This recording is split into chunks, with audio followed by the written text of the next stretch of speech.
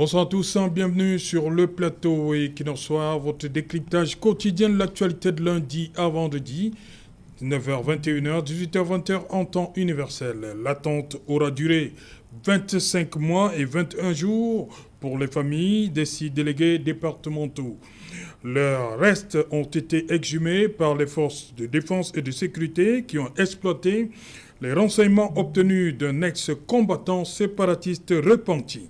Selon cet ex-séparatiste, l'ordre d'exécuter ces agents et fonctionnaires avait été donné par des ambazoniens de la diaspora afin de monter en grade.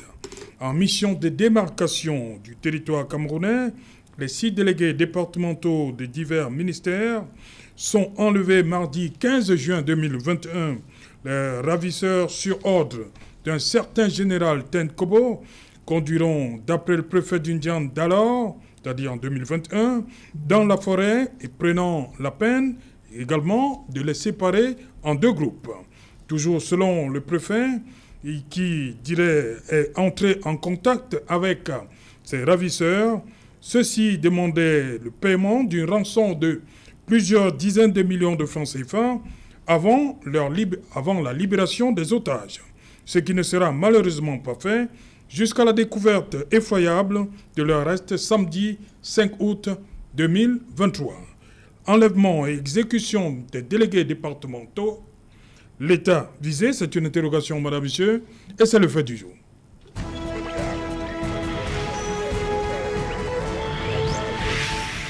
Gilles Togo, bienvenue. Bonsoir Serge-Alain, bonsoir à tous les co-panélistes que vous aurez, n'est-ce pas, l'amabilité de présenter. Merci pour l'invitation que vous me faites. À l'honneur, n'est-ce pas, de représenter le RDPC sur ce plateau. Voilà, justement, vous l'avez dit, vous êtes communicant du Rassemblement démocratique du peuple camerounais. Bonsoir, conseiller Damien Makon-Maoum. Bonsoir, cher frère Serge-Alain Outou. Bonsoir à vos millions de téléspectateurs. Bonsoir à vos techniciens. Permettez-moi de dire un bonsoir, un salut cordial à toutes les populations des PK, de PK 11 à PK 21. Oui. À ces populations, je ne dirais pas comme Joseph Mestre que chaque nation a le gouvernement qu'elle mérite, mais je dirais simplement que toute nation a l'obligation de ne pas continuer à faire les mêmes erreurs qu'elle a faites pendant longtemps. Voyez-vous, monsieur Otto, moi j'habite PK17 et depuis que la saison pluvieuse a pris une autre envergure, nous nageons, nous pataugeons dans la boue. Toutes les populations de PK11 à PK21, que vous ayez un véhicule ou pas, tous les matins, tous les soirs, vous pataugez dans la boue. C'est le lieu ici de rappeler qu'il y a cela une semaine, ils sont arrivés au carrefour PK14 disant qu'ils font des travaux de réfection de la route. Fort malheureusement, ces travaux, ma foi, n'auront servi à rien parce que aujourd'hui encore, l'eau stagne au carrefour PK14. Les travaux sont achevés? Les travaux sont achevés. Il y a des pavés, mais aujourd'hui encore, l'eau est au-dessus des pavés. Il va de soi que dans 2 semaines, tout au plus 1 mois, la situation d'antan va se représenter parce que justement, au Cameroun, on a décidé de ne rien faire pour le bien des populations. On pense avec A des routes qu'on n'a pas pensé avec E et malheureusement, nous avons les résultats que nous avons. Et donc, c'est le lieu, permettez que je chute par là, c'est le lieu de demander aux millions de Camerounais, non pas seulement aux populations de PK11 à PK17, à PK21, mais aux millions de Camerounais de comprendre que leur destin entre leurs mains, 2025, c'est demain. Et les inscriptions sur les listes électorales pour l'année 2023 s'achèvent le 31 août. Il faut absolument s'inscrire. Absolument s'inscrire pour espérer atteindre la masse critique qui va nous permettre soit de renverser Biya-Père, soit d'empêcher une succession dynastique par Biya-Fils en 2025. Voilà, merci conseiller Makon-Maoum. Good evening, Akumbo, Makantoni. Good evening, Session Len. Good evening to my co-panelists and good evening to the million viewers of Equinox Soir and to particularly I want to greet the people of Babanki and also want to greet the people of Bonduma in Boya, yes, my villages. So I think so. It is very important. GC Junction.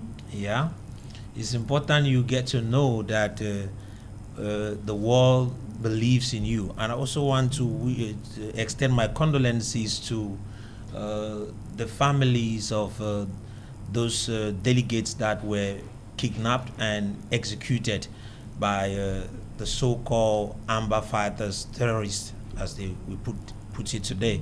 You see, it is actually disheartening when you get to see things like that happen in civilized war of today. It is disheartening where you get to execute a fellow human being for just doing his work. Yes. It is strange. It's disheartening. You know, wanting to talk about it, I might be emotional, but I think this issue has gone beyond the expected normal. Voilà, on y arrive. Je commence une fois de plus par vous conseiller, Macron.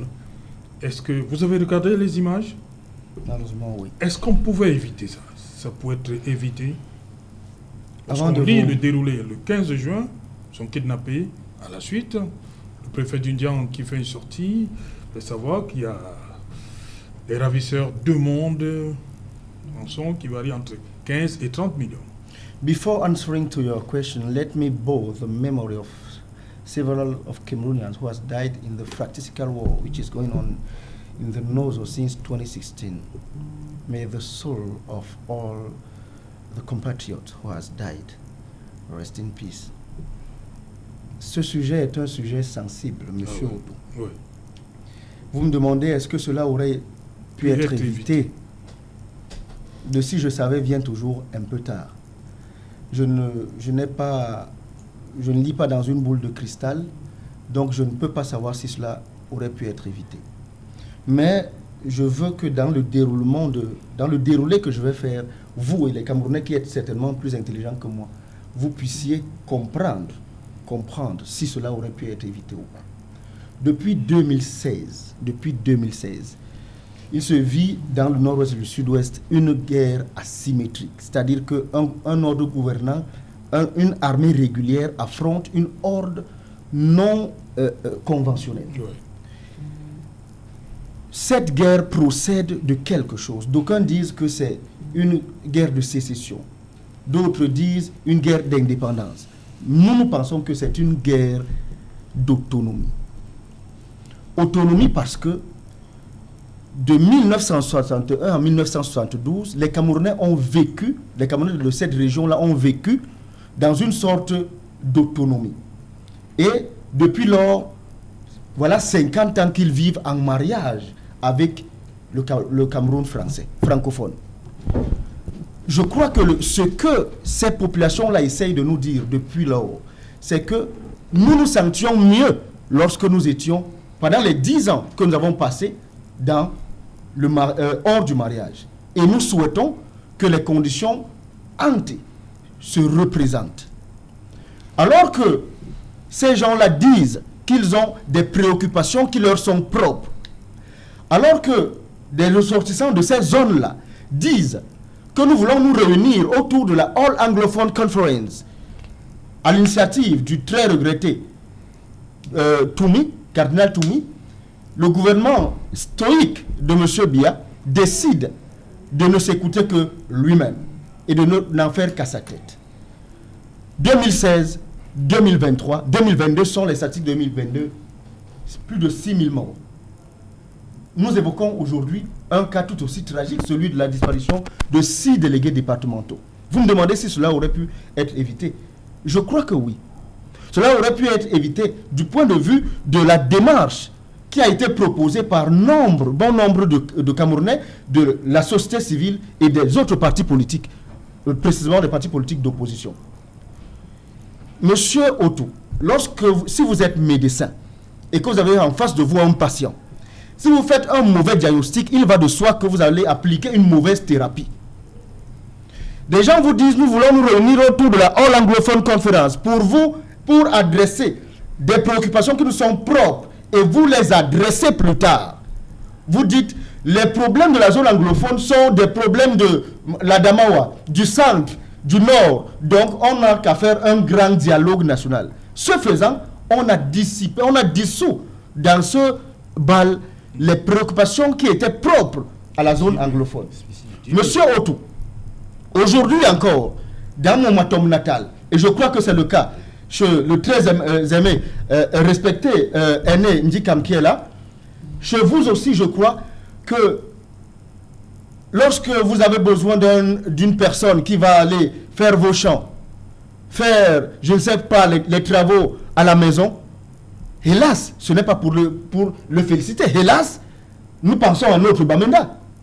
Aujourd'hui encore dans les rues de Douala, plus précisément dans Douala, ce sont essentiellement nos sœurs de cette zone-là qui se livrent à une vie de débauche. Parce que l'inconséquence du gouvernement de Yaoundé, qui ne s'écoute que lui-même, qui ne veut pas écouter les autres, nous a amenés à cette situation. Permettez-moi de terminer dans ce premier jet avec la modique somme qui a été demandée pour ramener à la vie, pour ramener à la République ces 6 vaillants serviteurs de la nation. Vous me dites 15 millions, 20 millions, une vingtaine, une trentaine de millions, monsieur Ndikam. Vous êtes sérieux? Dans ce pays où des gens peuvent se construire une résidence à 2 milliards, dans ce pays où une seule institution, soit-elle la présidence de la République, utilise plus d'1 milliard par semaine, monsieur Ndikam, 1 milliard veut dire 1000 millions. Une institution arrive à utiliser 1 milliard par semaine. Et vous me dites qu'on n'a pas pu donner 30 millions, 50 millions, 100 millions pour que des Camerounais, vaillants serviteurs de la nation, reviennent dans la République. C'est un sujet sensible, je ne voudrais pas m'aventurer. Peut-être les informations que le préfet nous donne ne sont-elles pas avérées, mais c'est une autorité de la République. Et donc on prend cela pour argent comptant et on se dit que non. Et là je suis donc péremptoire pour chuter et dire que si c'est ce qui a été demandé, oui, cela aurait pu être évité. On aurait pu éviter que ces 6 Camerounais passent de vie à trépas, M. Otto. Voilà. D'abord, on accueille d'abord Charles Ndikam. Bonsoir, bienvenue. Bonsoir Serge Alain, bonsoir à mes copanélistes, bonsoir aux très nombreux téléspectateurs d'Equinox Soir et toutes mes excuses pour ce retard, mais entre les intempéries et l'état des routes, voilà. Bon, une fois, je vous gardez la parole. Charles, je vous pose la même question. Pour une somme comme celle-là, qui avait été avancée en 2021, entre 15 et 30 millions. Aujourd'hui, on a vu les images samedi dernier, 6 août, 2 ans après, comme je l'ai dit, 25 mois et 25 mois, 21 jours après, on a vu des ossements sortir d'une broussaille dans le sud-ouest du Cameroun. Est-ce qu'on aurait pu éviter ça? Moi, je vais commencer par la fin du propos qui a précédé le mien, oui, bien sûr. C'est la moitié d'un 4x4, comme on en voit dans beaucoup de documents qui circulent, de responsables des ministères jusqu'aux ministres. C'est les ACAP, pour certains d'entre eux, d'un week-end. Mais c'est surtout, et mon président national en a parlé, c'est cette instauration du manque d'empathie. Les Camerounais, aujourd'hui, du sommet à la base et à l'exemple du sommet, ne s'émeuvent plus de rien. Il n'y a pas 15 jours, plus d'une quarantaine de nos compatriotes sont décédés. Qu'est-ce qui s'est passé? Pas loin de là, à Ange-Raphaël, on continuait de boire. Mais quand vous avez... mais vraiment, je suis désolé, mais l'exemple doit venir de là où il doit venir. Quand vous avez un chef de l'État qui, hors de sa famille nucléaire, ne compatit à la douleur de personne, parce que les communiqués et tous les tweets que vous voyez, il y a, comme on appelle, des community managers pour le faire. Que ce soit son aide de camp, on peut en citer de nombreux, ses amis depuis toujours. Vous l'avez déjà vu un jour à une veillée? Ce qui se fait partout ailleurs. C'est aujourd'hui que peut-être son état physique ne lui permet plus d'aller à gauche et à droite, mais il est là depuis 40 ans, malheureusement. Donc, malheureusement pour lui, et malheureusement pour nous. Donc, on peut faire la comparaison entre son comportement il y a 40 ans et son comportement aujourd'hui. 90 moins 40, il en avait 50. C'est-à-dire plus jeune que moi. Il était en mesure de se déplacer. Il ne l'a jamais fait. Alors, quel signal... On voit ses représentants. Ses représentants? Oui. Et lui, il est où pendant ce temps-là? Quand on est dans la peine, dans la douleur, il est où? C'est lui que les Camerounais ont élu, ce ne sont pas ses représentants. Il ne fait que ça à déléguer au point où nous en sommes aujourd'hui. On ne va pas rentrer dans ce débat-là. Non, des hauts commis de l'État. Pas 1, pas 2, pas 3, 6. Mais anonymes, parce que fils de personne. ont été enlevés il y a presque 2 ans. Oui, 2 ans, plus de 2 ans. Je me rappelle que plus haut commis de l'État qu'eux ont eu des parents proches qui ont été aussi enlevés par des sectes. Ça s'est dénoué beaucoup plus rapidement et je pense que ça n'était pas 30 millions qui étaient demandés. Je me souviens même que le gouvernement de la République s'est déployé à travers, si je ne m'abuse, le secrétaire général de la présidence de la République pour des étrangers. C'est vrai que du moment où nous les avons accueillis chez nous, nous leur devons à minima la sécurité. Ouais. Mais la protection que nous leur devons, si nous ne nous l'accordons pas à nous-mêmes Camerounais, à quoi sert-elle? Oui. Pour ce couple d'expatriés, Moulin-Fournier, mais ça a été le branle-bas dans la République.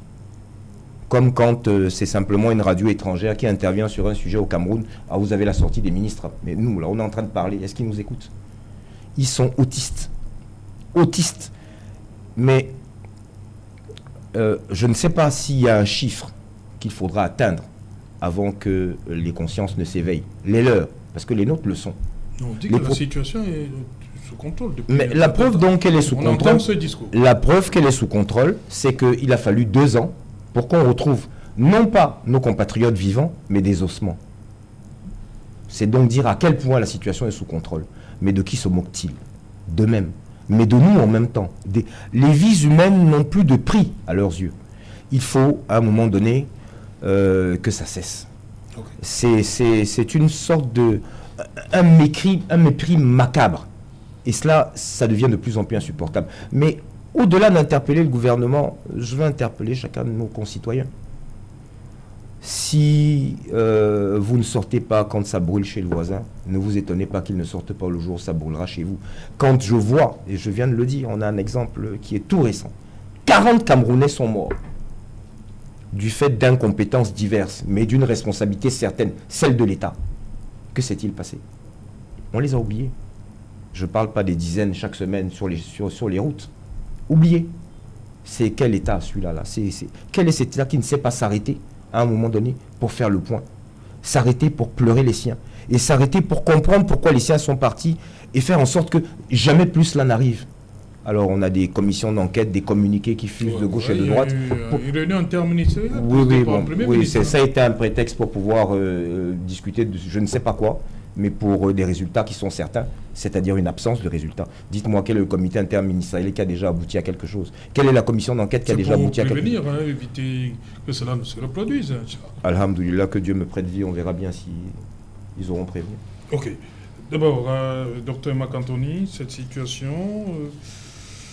pour cette somme-là, on n'a pas pu 2 ans. Session Leng, it is. You see, when I got the information about the demands that were made by these guys, you see the question you asked here. Parce qu'en même temps, on dit est-ce qu'il faut encourager le paiement des rançons? You see, c'est ça le problème. One of the first things we should think of is how to protect life. Irrespective of what we do to protect it, we need to do everything to protect life. And so, if, for example, if I remind most of us, I think there was a period of time when some expatriates were kidnapped in the north by the Boko Haram, the Far North here, and there was a ransom that was paid in order to release them. The question is, if we could pay money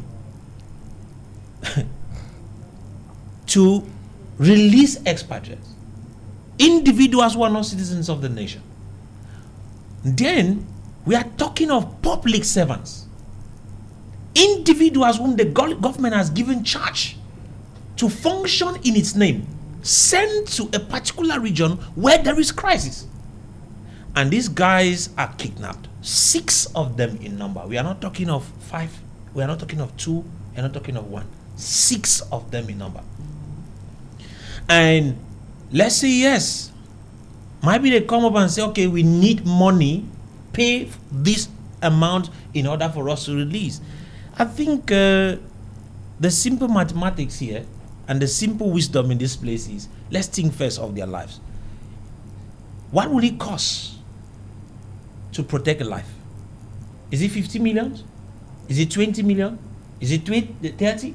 I don't think there is any amount of money that is worth a life.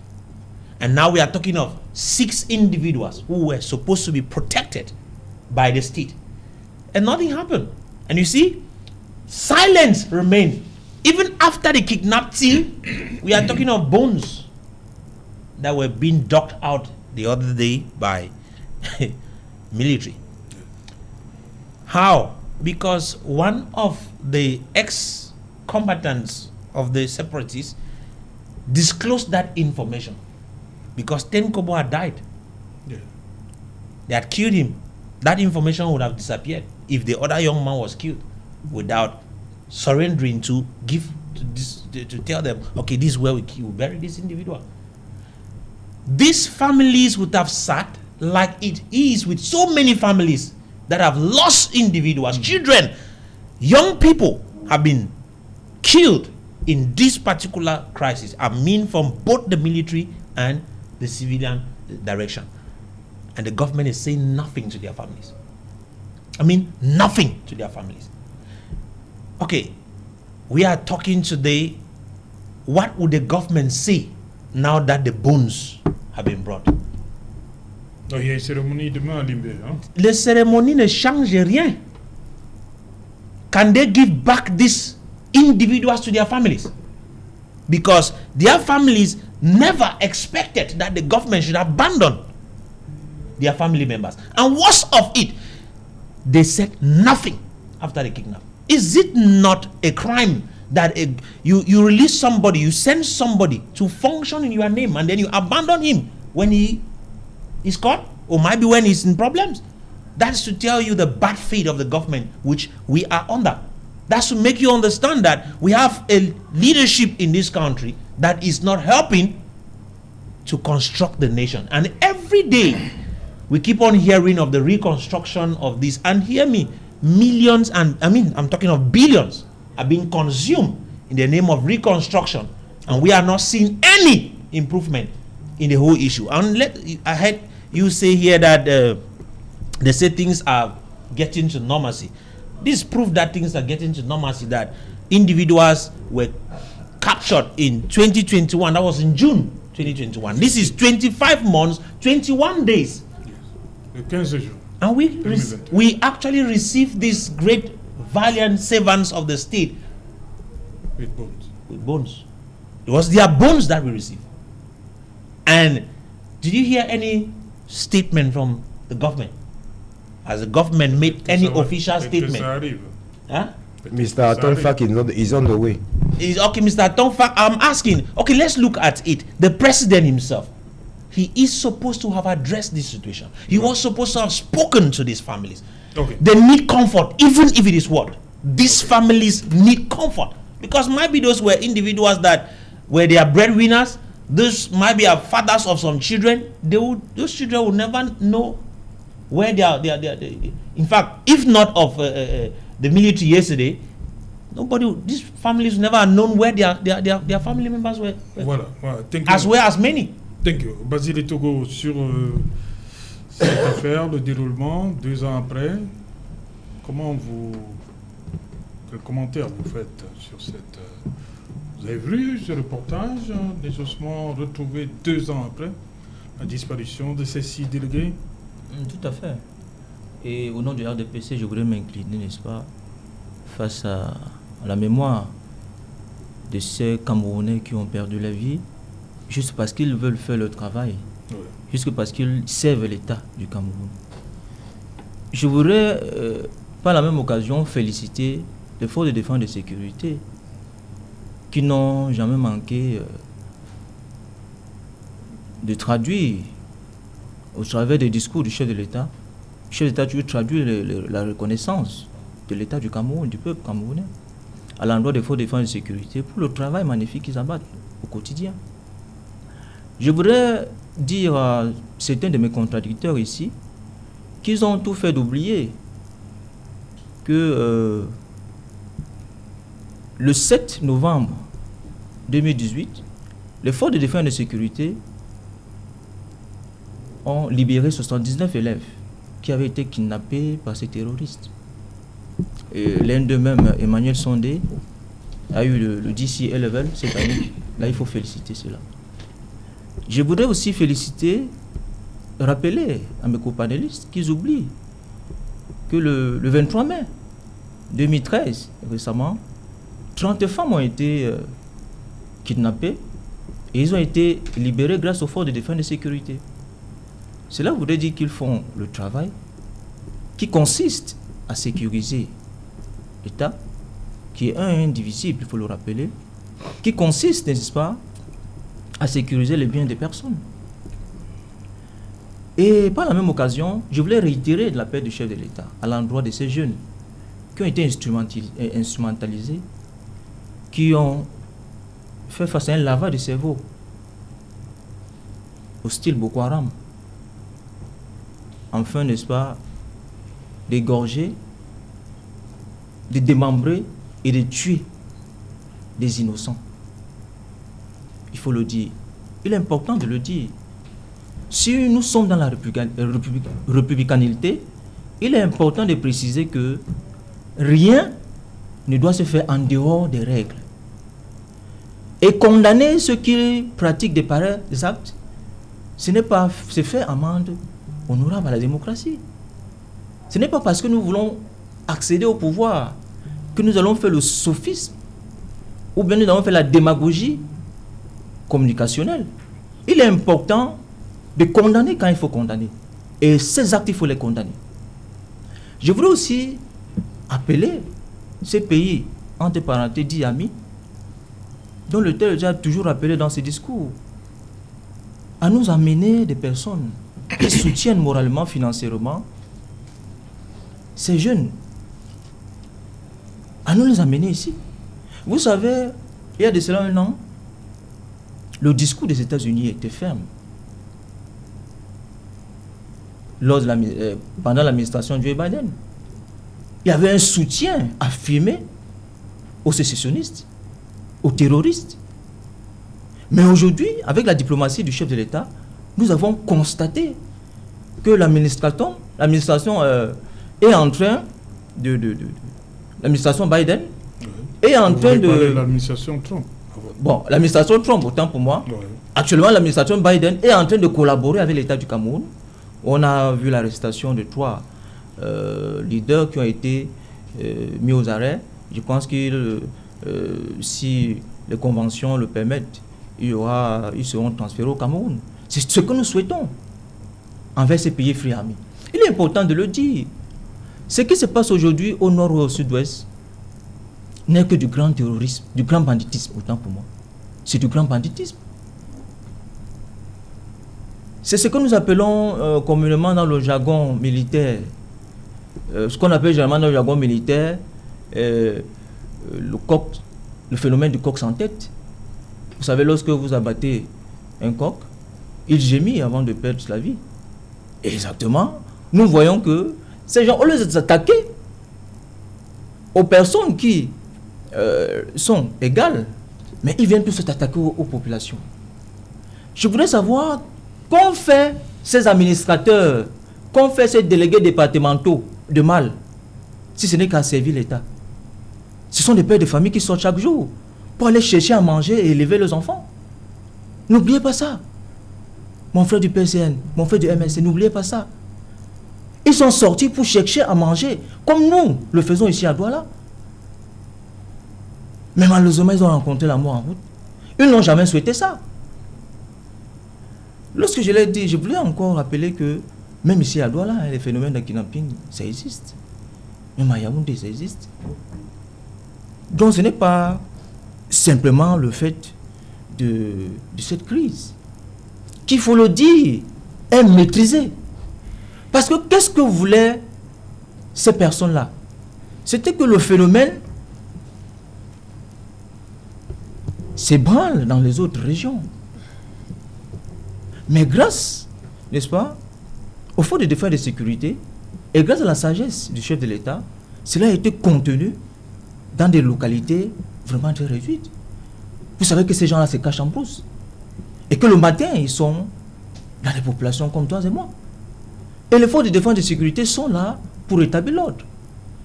Ils ne sont pas dans une position d'attaque. ils ripostent lorsque ils font face, n'est-ce pas, à un groupe qui a été identifié comme un groupe terroriste. Donc il faut féliciter ces actions-là et il faut condamner fermement ces choses. Je voulais rebondir et chuter pour dire qu'effectivement c'est l'État qui a attaqué. C'est l'État qui a attaqué. Justement. Parce que lorsque les symboles de l'État qui sont le drapeau, l'hymne national, les armoiries, l'administration et les institutions publiques font face, n'est-ce pas, à un terrorisme sans précédent, il est important de se questionner. Mais est-ce qu'on aurait pu arrêter cela? Oui, on aurait pu arrêter cela. Comment?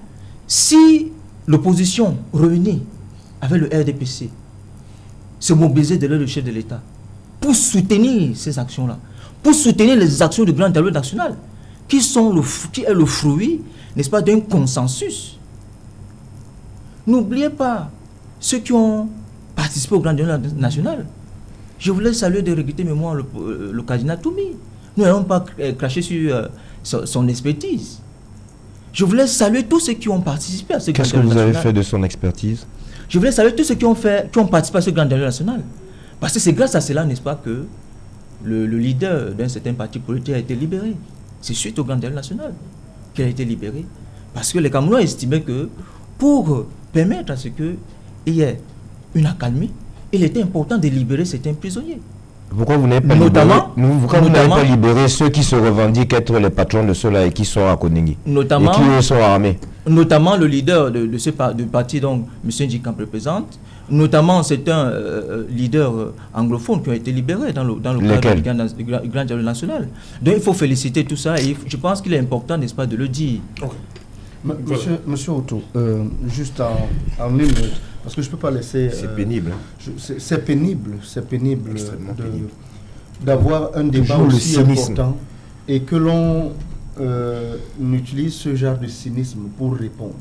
Alors qu'il y a des sujets en République qui dépassent tous les clivages et qui obligent, qui commandent que nous dépassionnions le débat, que nous sortions de nos clivages politiques et politiciens pour les adresser de façon plus pragmatique et pour avoir des résultats espérés. Alors, nous sommes en train de regretter la disparition de 9 représentants ou alors fonctionnaires de l'État. Et le représentant du RDPC sur le plateau nous parle de la sagesse du chef de l'État. Après 6 000 morts, je répète, 6 000 morts officiellement. Et combien de militaires? On nous parle de la sagesse du chef de l'État. On nous dit c'est à cause de l'opposition qui refuse de faire cohue derrière le chef de l'État. Il faut être plus sérieux que ça, M. Otto. Nous ne venons pas ici nous livrer en cinéma. Nous venons ici faire l'exégèse d'un problème sérieux à proposer des solutions aux gens qui, hélas, depuis 41 ans, n'écoutent qu'eux-mêmes. Monsieur Otto, vous avez dit, pour répondre à l'aîné, qu'on ne négocie pas avec les terroristes. Je suis désolé avec vous. Je suis désolé pour vous, monsieur.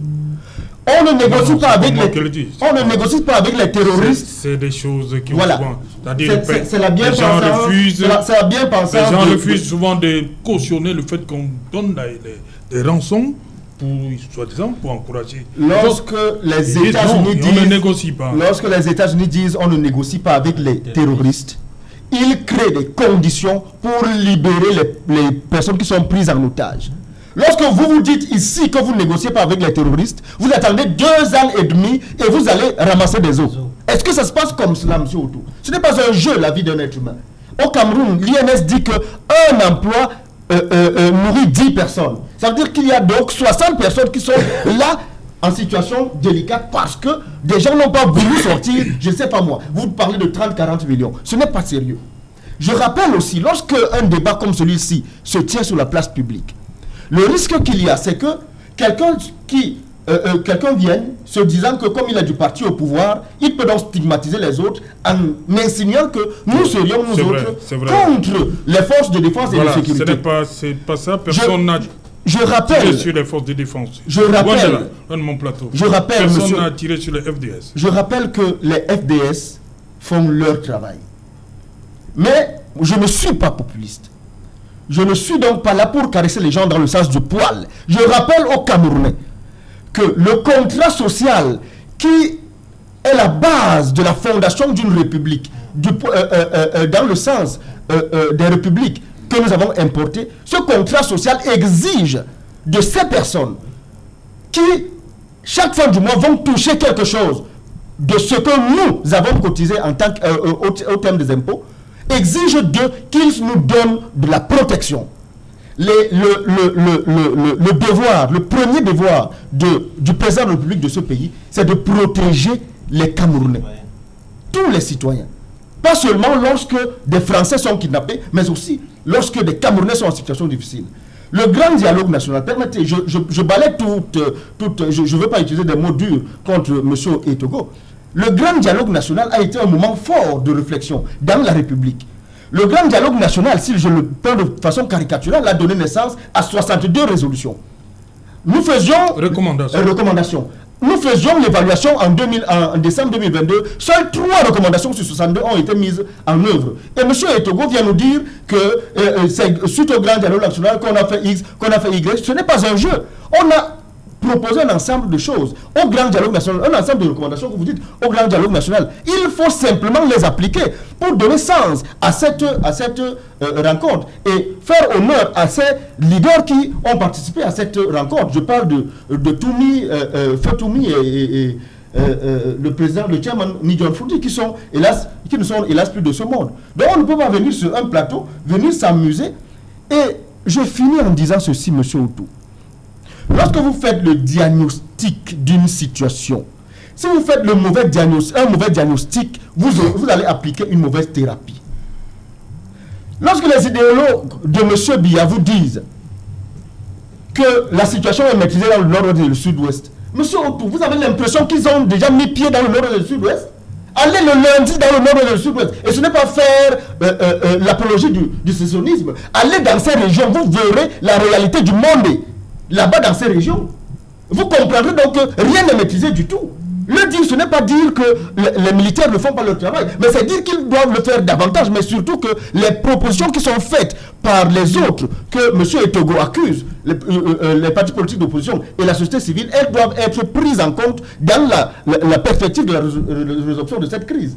Donc, je crois que ce que le gouvernement de la République doit comprendre, c'est que la crise qui a cours dans le nord et le sud-ouest elle a les caractéristiques d'une nébuleuse et les caractéristiques d'une organisation qui veut faire perdurer la terreur dans le temps.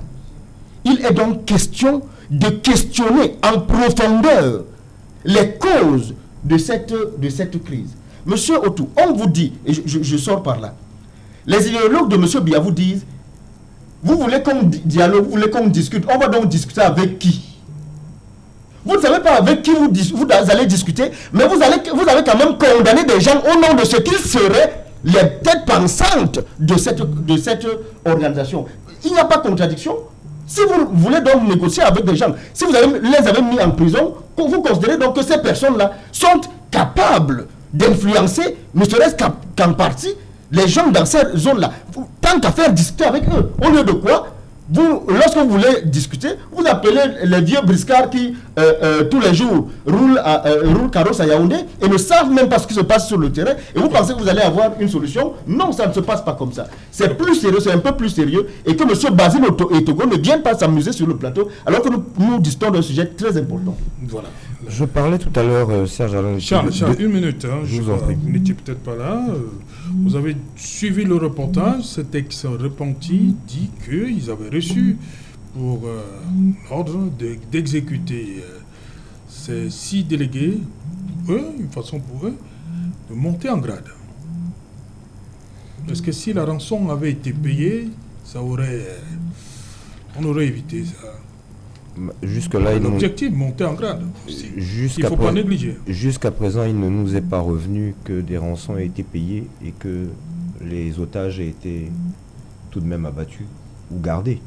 Donc on est en droit de penser que si la rançon avait été payée, ils auraient été libérés. Première des choses. Deuxième des choses, je vous rappelle que celui dont vous parlez est aussi entre les mains d'un geôlier. aujourd'hui. La preuve, est-ce qu'à l'image, on voyait son visage? Non, c'est quelqu'un donc qui aujourd'hui est obligé de tenir un certain discours. Mais Dieu merci, il a au moins indiqué où étaient les restes de nos compatriotes. Ça permettra enfin aux familles de faire leur deuil. Pour le reste, je n'accorde pas beaucoup plus de crédit que ça à tout ce qu'il dira. Parce que même dans la société, là maintenant, il faut qu'il monte en grade. Il a mis beaucoup de temps en brousse. Donc maintenant qu'il revienne, il faut qu'il upgrade aussi dans la société. Et pour ça, Dieu seul sait ce qu'il serait capable de faire. Je voulais rappeler à M. Etogo, dites-moi, quand ici, dans ce côté-ci de la République où ça ne tire pas, des partis d'opposition, la société civile, essaient de se retrouver pour discuter et proposer au gouvernement des pistes pour améliorer le quotidien des Camerounais et la bonne marche de la société camerounaise. Le gouvernement réagit comment? C'est à ces mêmes personnes que vous demandez de venir se joindre à vous. Quand est-ce que ce gouvernement a déjà écouté? Mais écoutez, la gouvernance BIA de ces 30 dernières années, ça a été scandale sur scandale. À quel moment est-ce que les responsables de cet État se sont dit, comme ça se fait ailleurs, on va appeler tout le monde, s'asseoir autour d'une table et discuter pour voir un petit peu quelle est la piste? Nous le voyons tous les jours. Nous admirons cela à la télévision quand il s'agit des autres pays. Quand il y a une crise dans un pays, on appelle le chef de l'opposition, encore qu'il n'y a même pas de statut de l'opposition au Cameroun. On appelle les leaders d'opposition, on parle avec eux. Ils ont beau se déchirer, Le Pen et Macron se parlent quand la République est en danger. Mais chez vous, non seulement on ne voit pas celui à qui on devrait parler, il délègue quelqu'un qui probablement les mois d'après ne sera plus là. Mais vous rendez compte que vous envoyez quelqu'un du gouvernement rencontrer le patron du JICAM, ils disent que non, ça ne sert à rien de rencontrer celui-là. C'est de vous dire à quel point est-ce qu'on a peu de considération pour ce gouvernement-là. Donc, de grâce, nous sommes ici. Vous n'êtes pas trop coutumier de ce plateau, mais ce plateau est un plateau sérieux. Et nous parlons là aujourd'hui de vies humaines, de nos vies. Parce que au-delà d'eux, nous sommes nous-mêmes en danger. Douala n'est pas la ville la plus sécure non plus. Cessez de faire dans ce cynisme qui n'a vraiment pas lieu d'être et transmettez que l'humilité n'a jamais rabaissé, bien au contraire. Voilà. Dr Marc-Anthony, j'insiste, il y a l'autre côté, les gars voulaient monter en grade, faut pas l'oublier. That's true. You see, the fact that maybe we are made Est-ce to que believe... le paiement de la rançon aurait empêché d'atteindre cet objectif? Monter en grade. The fact that we are made to believe that they received maybe instructions from The diaspora. the diaspora to execute so that they can increase their grade. We were not there to actually confirm or not. Maybe that's the way they do it. But from what I understand, it is not the diaspora that increase the grades of those who are in the bush.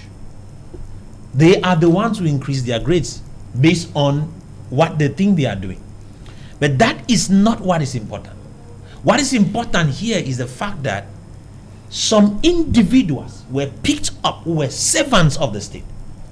And there is an official voice of the GO, SGO, who says a ransom was asked between 15 to 30 million. And for 2 years, nothing was said about it. Nothing was done about it. Should we also not assume that if this money was given, those lives would have been saved? That's a rhetorical question. If, in case they gave the money, then they should tell us that they gave and the guys were killed. Now we will talk differently. But if the money was not given, then we'll also judge it differently. Because, let's look at it. We are using a hypothesis right now which we can't actually defend, because we are talking when the people are dead. If they were alive, we would have used a different parameter to determine whether. But now we are talking about people who are dead.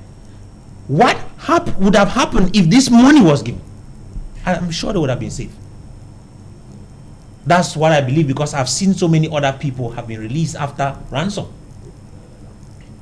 That's not the first. They were not the first to have been captured. So if others were captured and ransoms were given and they were released, then possibly these ones would have been safe. We can quote a lot of persons here that have been captured. I remember Senator Mundi, who is my senator, was captured. She spent time there and was released. She's not the only one. There are other persons who were captured, and some ransom was asked and they paid. Donc vous restez convaincu que c'est parce qu'il I n'y a am pas eu paiement convinced that de la rançon was not given. That is why these guys were executed, irrespective of the fact that we have heard that they could have, if they executed, or have increased their ranks. Those criminals in the bushes are out for money. Yeah. And so if they received money, they would have done what money does. The money would have forced them to release these people. Okay. But nobody acted. The government did nothing in relation to that. And what is irking me the most is that these individuals we are talking about are servants of the nation. These are government delegates, officially released by the government to serve the nation. Quel signal pour les autres? That is to make you understand that that's not the first. A Gio was God. The Gio in Batibo, who heard about him again? So it is not the first. Not the first. Since 2019 years that the Gio disappeared and nobody is talking about him till today. 11 février 2010. So that is not the first. That is not going to be the last. Okay. So the question we are asking is, how is the government assuring the protection of its citizens? Okay. If they can allow this kind of thing to happen, and then they do nothing, they sit quiet. Voilà. It's very dangerous. On va permettre à Basile It's very dangerous. Voilà. Basile, il y a ce problème qui se pose, le paiement de la rançon. Est-ce que si, on ne sait pas, si ça avait été payé, le délégué serait encore en vie? Je dis, on n'oublie pas aussi de l'autre côté, parce qu'il a écouté cet ex-combattant, il dit qu'ils avaient reçu pour... ils devaient exécuter pour monter en grade. Oui, il faut dire que le Cameroun a pour habitude de ne pas payer des rançons.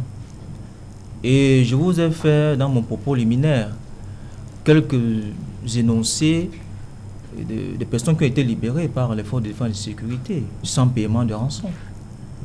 Cela veut dire que c'est possible que les forces de défense et de sécurité, dans leur formation, puissent avoir des éléments probants pour permettre de libérer, n'est-ce pas, les compatriotes qui sont en insécurité, comme le cas des délégués départementaux dont nous citons tout à l'heure. Et là, il faut saluer quand même la professionnalisation de l'armée camerounaise, qui a été initiée par le chef de l'État, qui nous donne des résultats probants. Nous n'oublions pas. Nous avons des résultats probants. Le Camerounais est indivisible aujourd'hui parce que les forces de sécurité sont montées à un niveau de professionnalisme.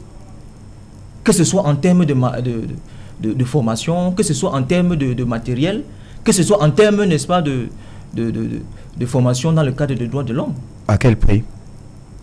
Donc il faut... À quel prix, monsieur Togo? À quel prix? Monsieur Djikam, je vous ai écouté parler. Hein. Oui, mais quand vous dites des insanités comme celle-là, je ne peux pas me retenir. À quel prix? À quel prix? Au prix de vies humaines, au prix de souffrance. Vous savez combien nous coûte cette guerre chaque jour que le bon Dieu fasse? Vous êtes probablement fonctionnaire, nous cotisons, on vous paye à date. Mais je demande, vous savez combien ça coûte au Cameroun? Regardez l'état des chaussées, regardez, on ne peut plus rien faire d'autre. Vous êtes modérateur sur ce plateau? Non, je ne sache pas. Non. Arrêtez. On n'est pas au théâtre. On n'est pas au théâtre. Charles, permettez. Vous allez répondre lorsqu'on vous donnera la parole. Hein. Donc il faut quand même saluer ce professionnalisme qui a été mis en place par le chef de l'État. Maintenant, nous avons appelé... Quand il sera plus là, je sais pas au regroupement des partis politiques et des membres de la société civile. Grâce à lui, ils font tout grâce à lui. Moi, je me serais... Si les partis s'étaient regroupés... Oui, je me serais quand même... Si les délégués ne seraient pas morts? Je me serais... Non.